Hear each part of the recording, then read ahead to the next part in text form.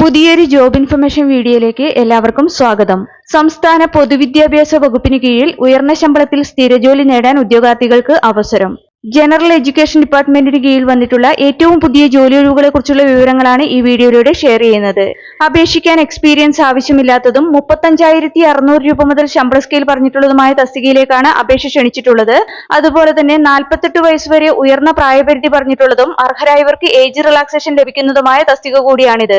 നമുക്കിതിനെ കുറിച്ചുള്ള വിശദ വിവരങ്ങൾ അറിയാം. അതിനു മുമ്പായി ഈ ചാനൽ ആദ്യമായി കാണുന്നവരുണ്ടെങ്കിൽ ഇനിയും ഇതുപോലുള്ള ജോലി സംബന്ധമായ വിവരങ്ങൾ അറിയാൻ ചാനൽ സബ്സ്ക്രൈബ് ചെയ്ത് അടുത്തുള്ള ബെല്ലൈക്കൺ കൂടി എനേബിൾ ചെയ്യുക. അതുപോലെ തന്നെ ജോലി നേടാൻ ആഗ്രഹിക്കുന്ന നിങ്ങളുടെ സുഹൃത്തുക്കൾക്ക് കൂടി വീഡിയോ ഷെയർ ചെയ്ത് കൊടുക്കാനും വീഡിയോ ലൈക്ക് ചെയ്യാനും മറക്കരുത്. ഇനി തസ്തിക ഏതെന്നും അപേക്ഷിക്കാനുള്ള അവസാന തീയതി, അപേക്ഷിക്കേണ്ടത് എങ്ങനെ, യോഗ്യത, പ്രായപരിധി, ശമ്പള സ്കെയിൽ തുടങ്ങിയ വിവരങ്ങൾ വിശദമായി അറിയാം. സംസ്ഥാന പൊതുവിദ്യാഭ്യാസ വകുപ്പിന് കീഴിൽ വന്നിട്ടുള്ള ജോലിയൊഴിവുകളിലേക്ക് നിശ്ചിത യോഗ്യതയുള്ള ഉദ്യോഗാർത്ഥികളിൽ നിന്ന് അപേക്ഷ ക്ഷണിച്ചിട്ടുള്ളത് കേരള PSC മുഖേനയാണ്. ഇതിലേക്ക് അപേക്ഷ സമർപ്പിക്കാനുള്ള അവസാന തീയതി 2026 സെപ്റ്റംബർ 2 ആണ്.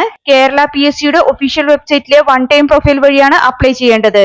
പൊതുവിദ്യാഭ്യാസ വകുപ്പിൽ ബ്രെയിലിസ്റ്റ് തസ്തികയിലേക്കുള്ള സ്ഥിര നിയമനത്തിനായാണ് യോഗ്യരായ ഉദ്യോഗാർത്ഥികൾക്ക് അപേക്ഷിക്കാവുന്നത്.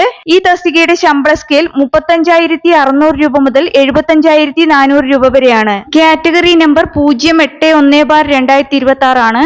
അപേക്ഷിക്കാനുള്ള പ്രായപരിധി 18 വയസ്സ് മുതൽ 48 വയസ്സ് വരെ. അതായത് ഉദ്യോഗാർത്ഥികൾ 2/1/1978നും 1/1/2008നും ഇടയിൽ ജനിച്ചവരായിരിക്കണം. കൂടാതെ പട്ടികജാതി പട്ടികവർഗ വിഭാഗത്തിലുള്ളവർക്കും മറ്റു പിന്നോക്ക വിഭാഗത്തിൽപ്പെട്ട ഉദ്യോഗാർത്ഥികൾക്കും നിയമാനുസൃതമായ വയസ്സിളവ് ലഭിക്കുന്നതാണ്.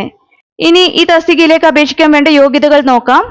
ഇതിലേക്ക് അപേക്ഷിക്കാനുള്ള വിദ്യാഭ്യാസ യോഗ്യതയായി പറഞ്ഞിട്ടുള്ളത് ഉദ്യോഗാർത്ഥി SSLC കോഴ്സ് പൂർത്തിയാക്കിയിരിക്കണം.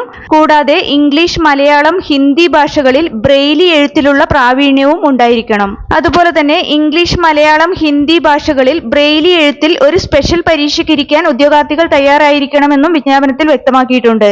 ഈ തസ്തികയിലേക്ക് അപേക്ഷ സമർപ്പിക്കാനുള്ള അവസാന തീയതി 2026 സെപ്റ്റംബർ 2 ആണ്.